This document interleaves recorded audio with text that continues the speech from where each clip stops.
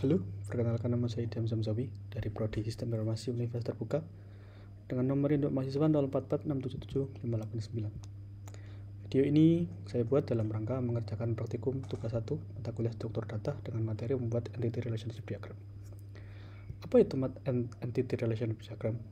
Kita dapat singkat sebagai ERD. ERD adalah model diagram yang menunjukkan hubungan antara objek-objek yang ada dalam sebuah rancangan sistem. Katakanlah apabila kita ingin membuat sebuah sistem, maka kita akan melakukan analisis terlebih dahulu, membuat rancangan terlebih dahulu, kira-kira akan seperti apa sistem itu dibuat. Kemudian basis datanya akan seperti apa. Nah, diagram ERD ini akan sangat membantu kita dalam menentukan basis data yang akan kita buat, karena bisa memberikan gambaran yang mungkin hampir sama persis bagaimana nanti bentuk basis data yang akan kita buat. Kemudian dalam ERD, karena sebuah diagram, ada 3 komponen utama dalam ERD. Yang pertama yaitu entitas atau objek-objek yang menjadi komponen utama dalam ERD. Objek-objek ini dapat berupa manusia, dapat berupa benda, atau dapat berupa peristiwa yang terjadi yang berhubungan dengan objek-objek dalam basis data tersebut. Kemudian yang kedua adalah atribut. Atribut itu merupakan properti atau karakteristik penjelas yang mendefinisikan sebuah entitas. Katakanlah kita memiliki entitas murid. Entitas murid memiliki data seperti atributnya, seperti nomor induk siswa, atau mungkin kelasnya, kelas berapa. Kemudian kita juga memiliki properti nama, properti nama, dan lain sebagainya. Kemudian yang ketiga adalah relationship. Relationship seperti namanya menggambarkan hubungan di antara 2 entitas. Katakanlah kita memiliki 2 entitas, entitas guru dan entitas murid. Dalam kejadian sehari-hari, gambar yang paling terjadi adalah guru mengajari murid atau murid diajari guru. Maka relasi di antara guru dan murid kita sebut sebagai ajar yang berfungsi yang dapat berfungsi bolak-balik ya, guru mengajari murid, murid diajari guru. Kemudian selanjutnya, dalam sebuah diagram tentu kita akan menggunakan simbol-simbol tertentu. Di sini kita bisa lihat bahwa entitas disimbolkan dengan sebuah persegi panjang, kemudian atribut disimbolkan dengan oval, dan relationship digambarkan dengan bentuk belah ketupat. Di antara simbol-simbol diagram ini akan digambarkan dengan garis, baik garis lurus maupun garis dengan pola berbelok seperti ini. Nah, kita lihat di sini bahwa garis memiliki tanda tertentu seperti tambahan garis vertikal ini dan garis menjadi cabang 3. Ini adalah penanda dalam relasi yang disebut sebagai derajat relasi atau kardinalitas. Kita kembali ke poin tadi. Kita coba ambil contoh di sebuah kelas. Di sebuah kelas biasanya terdiri dari 1 orang guru dan banyak murid, ya lebih dari 1. Yang terjadi adalah kita dapat mengambil poin bahwa 1 guru mengajari banyak murid, dan sebaliknya banyak murid diajari oleh 1 guru. Maka kita bisa ambil kesimpulan dari hubungan 1 guru mengajari banyak murid, maka derajat relasinya adalah derajat relasi dari guru dengan murid adalah 1 ke banyak.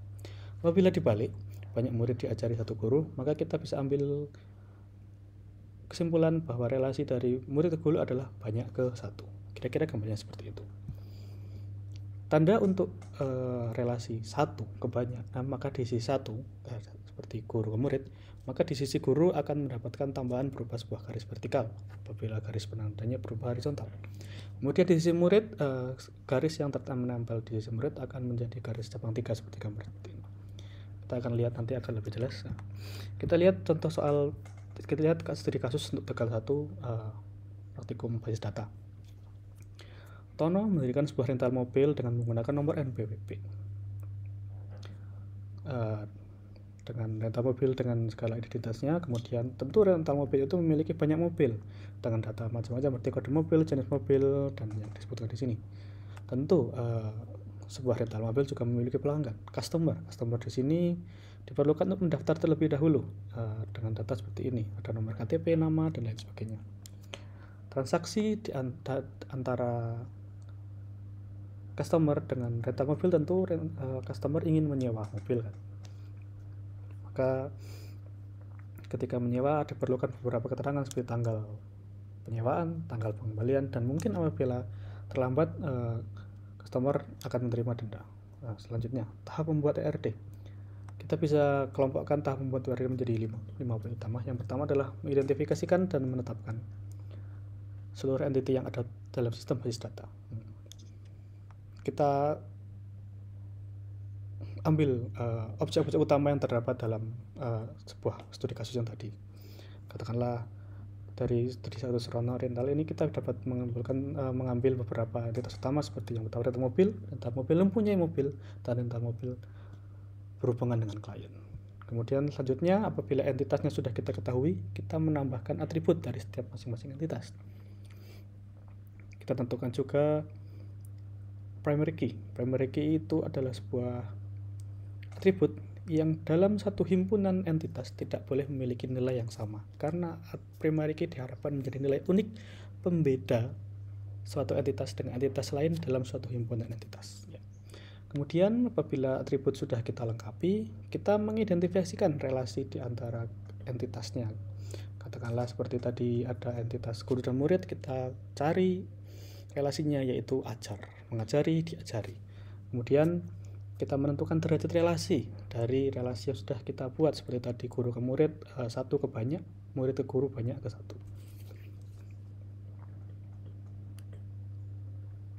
Yang terakhir adalah kita melengkapi diagram ERD dengan sejumlah data-data lain yang disebut sebagai atribut deskriptif.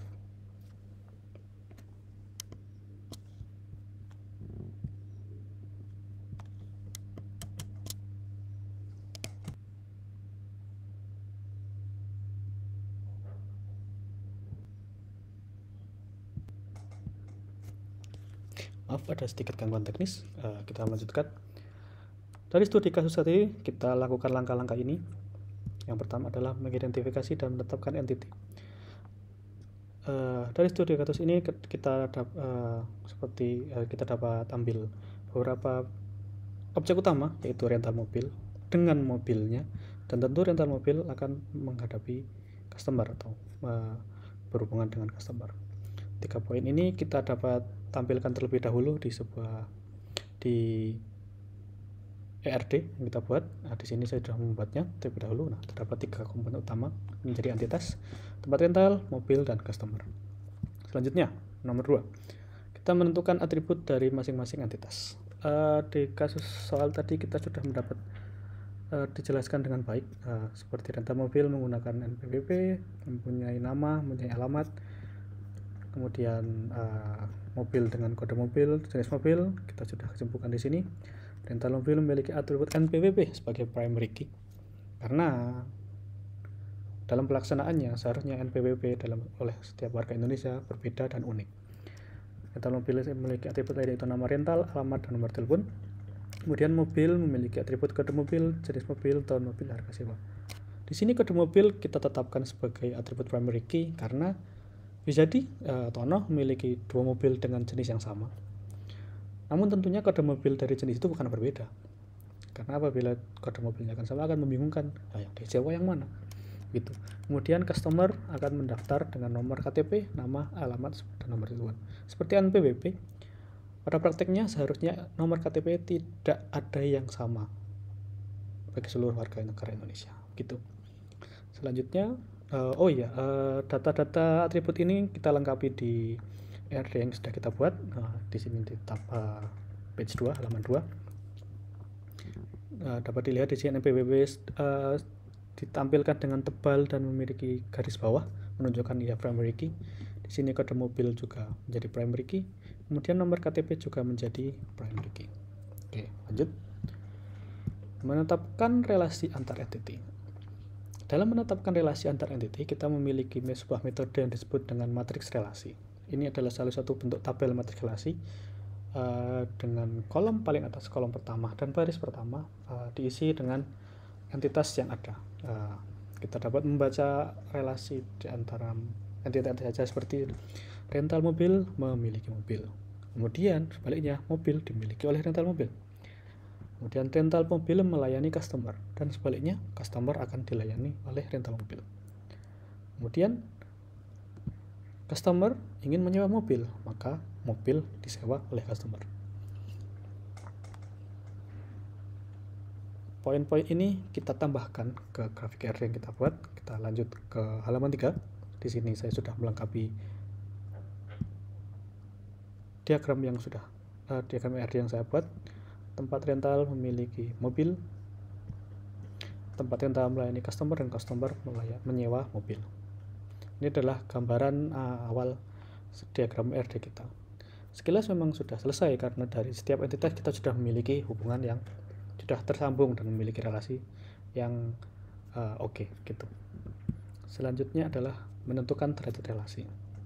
Nah, Tono memiliki satu usaha rental mobil. Tentunya untuk agar usahanya berjalan dengan baik, dia harus memiliki berbagai varian mobil untuk memenuhi berbagai keinginan customer.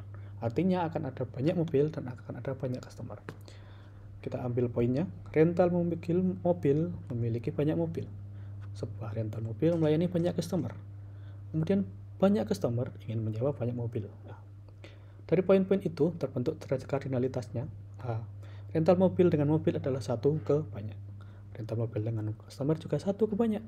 Kemudian customer dengan mobil adalah banyak ke banyak. Karena harapannya sebuah rental mobil punya banyak pilihan mobil dan akan melayani banyak customer. Kita tambahkan derajat kardinalitas ke garis-garis relasi yang kita buat. Sudah ada di halaman 4. Di sini dapat kita lihat bahwa rental ke mobil itu memiliki hubungan satu ke banyak. Di sisi rental kita akan menambahkan sebuah garis vertikal untuk garis relasi yang horizontal, dan di sisi mobil dia akan menerima garis cabang 3. Begitu pula garis rental dengan customer. Garis rental memiliki hanya ada satu dan customer akan memiliki cabang 3.